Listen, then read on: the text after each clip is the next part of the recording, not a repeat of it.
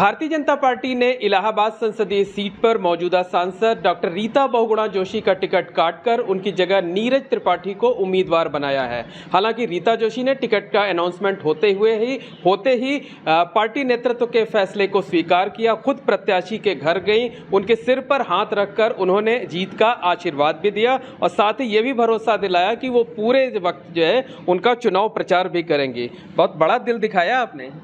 देखिए, हम लोग राजनीति समझते हैं और हमारा जो नेतृत्व है, किसी विचार से अगर उन्होंने उन पर विश्वास व्यक्त किया है तो हम सब कार्यकर्ताओं का फ़र्ज़ है कि हम लोग जुटकर और सारी सीटें जिताएं। देखिए, ये मकसद ये नहीं कि कौन लड़ रहा है, मकसद ये है कि हमारी सरकार भारत की बननी है, हम प्रगति की ओर अग्रसर हैं।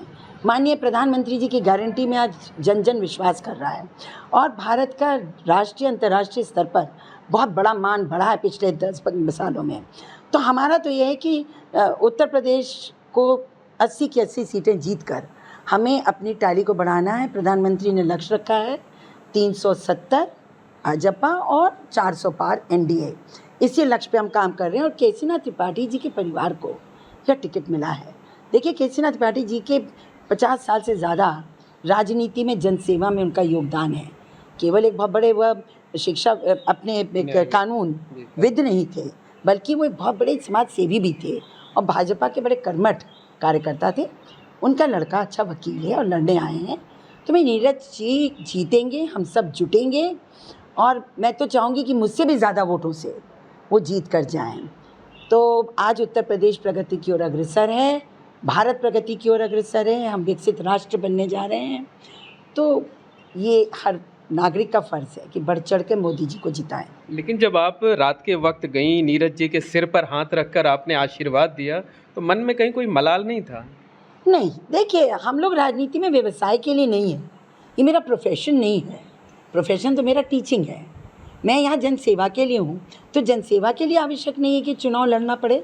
और मैंने कितने चुनाव तो लड़ दिए, अब 1-2 नहीं लड़े तो क्या फ़र्क पड़ता है। बिल्कुल मलाल नहीं है। मैं पूरी हृदय से पार्टी के निर्देश का पालन करूंगी और अपना भरसक लगाकर और इस सीट को बड़ी से बड़ी बहुमत से जिता के भेजूंगी।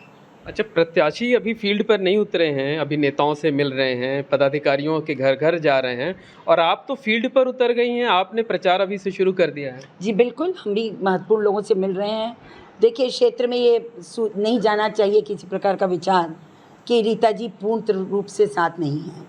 तो मैं जितना ज़्यादा क्षेत्र में दिखूँगी उतना मेरा पक्ष मजबूत होगा। तो मैं भी घूम रही हूँ, 6 घंटे 7 घंटे रोज़ क्षेत्र में हूँ। मतलब कहा जा सकता है कि रीता जी भले ना हो, चेहरा भले बदल गया हो, लेकिन रीता जी का आशीर्वाद है और उनका सहयोग भी रहेगा। भारतीय जनता पार्टी कमल का फूल, प्रधानमंत्री की गारंटी और प्रधानमंत्री हमारे मोदी जी बने, बस इसी के लिए हम सब काम करेंगे। ना कोई मलाल है, ना कोई दुख है, ना निराशा है। क्या आपको दिख रहा है क्या? बिल्कुल नहीं है, बिल्कुल नहीं है। देखिए, 80 साल का हमारे परिवार का राजनीतिक इतिहास है, बहुत उतार चढ़ाव देखे हैं। तो मैं तो चढ़ाई चढ़ाव पे हूँ, तो क्यों मुझको मलाल होना चाहिए। देखिए, परिवर्तन होता है, कोई भी आप विधा में रहिए, जीवन का एक नियम है परिवर्तन, और ये परिवर्तन अच्छा है, तो इसमें कोई मलाल का विषय नहीं। लगता है हाईकमान से कोई बहुत अच्छा आश्वासन आपको मिला है। नहीं, मेरी भी किसी से चर्चा नहीं हुई है। हाँ, संगठन मंत्री जी से बहुत ब्रीफली घोषणा से पहले उन्होंने मुझे सूचित किया था, उनकी बल मनसाहत है। लेकिन अभी देखिए, कोई सौदेबाजी नहीं होती है। राजनीति सेवा का दूसरा पर्याय है और मेरे परिवार ने भी यही किया और मैं भी सेवा के लिए हूँ और समाज ने मुझे इतना सम्मान दिया है कि मैं समाज की सेवा करने के लिए काफ़ी उपयुक्त हूँ।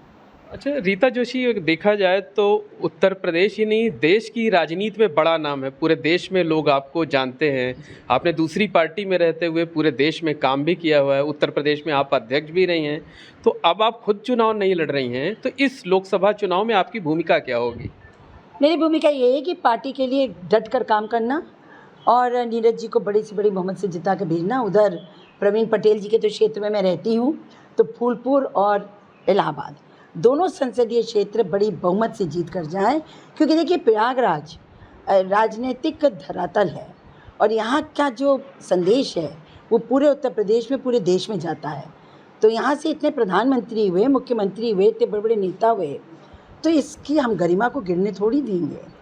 तो हम चाहते यही हैं कि सब मिलकर बहुत अच्छी प्रचंड बहुमत से हम जीतें। नहीं, राजनीति में निश्चित तौर पर आपने एक बड़ा आदर्श जो है वो पेश किया है, लेकिन आप अपनी भूमिका को बहुत कम करके यहाँ कर रही हैं। 2 सीट तक बता रही हैं। अरे आपको उत्तर प्रदेश में 80 सीटों पर हर मतदाता पहचानता है। देश के तमाम राज्यों में लोग आपको जानते हैं। नहीं, देखिए हमारी पार्टी बड़ी अनुशासित पार्टी है और पार्टी हमको जहाँ भी भेजेगी मैं जाऊँगी, सहर्ष जाऊँगी। परंतु हमारा चुनाव 6वें चरण का है, 25 मई का। अगर पहले ख़त्म हो जाता तो हम बहुत फ्रीली घूम सकते थे, लेकिन अब इतने बाद में है तो इसलिए हो सकता है कम जा पाएँ। परंतु पार्टी का निर्देश जहाँ भी होगा जाऊँगी। मतलब पार्टी जहाँ भी कहेगी, मतलब देश भर में जहाँ कहेगी वहाँ आप जाएंगी, प्रचार करेंगी। प्रदेश में, पड़ोस में, जहाँ का भी निर्देश होगा जाऊँगी। नीरज जी को पूरा आशीर्वाद रहेगा और जिता करके उनको आप बीजेपी को एक तोहफा भी देंगे। निसंदेह ये हमारी श्रद्धांजलि होगी केशरीनाथ त्रिपाठी जी के लिए भी, उनकी सेवाओं के लिए, और प्रधानमंत्री फिर से मोदी जी बने और राष्ट्र हमारा विकसित राष्ट्र 2047 तक बने, यही लक्ष्य है हमारा। तो निश्चित तौर पर रीता बहुगुणा जोशी जी का दावा है कि वो टिकट नहीं मिलने से ना तो नाराज़ हैं ना निराश हैं। वो पार्टी के जो उम्मीदवार नीरज त्रिपाठी बनाए गए हैं उनके साथ रहेंगी, उनको जिताने की भरसक कोशिश करेंगी और ये दावा भी कर रही हैं कि अकेले इलाहाबाद सीट ही नहीं बल्कि उत्तर प्रदेश में सभी 80 सीटों पर भारतीय जनता पार्टी बड़े वोटों से जीत दर्ज करेगी। Mohammad Moin, ABP network, Prayagraj.